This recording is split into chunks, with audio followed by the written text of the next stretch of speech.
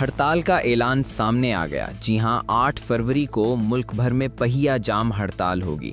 ये ऐलान कौमी असम्बली में कायदे हिज़्ब इख्तलाफ महमूद खान अचकज़ई की सरबराही में अपोजिशन इत्तेहाद ने किया है और जमीयत उलमाए इस्लाम पाकिस्तान के सरबराह मौलाना फजलुर रहमान ने पहिया जाम हड़ताल की हिमायत भी कर दी है।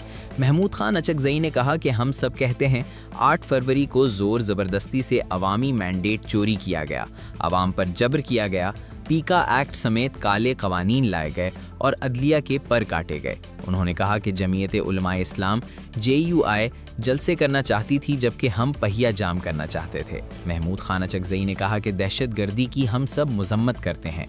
वज़ीर आज़म शहबाज ने बसंत पर पाबंदी लगाकर अच्छा किया है।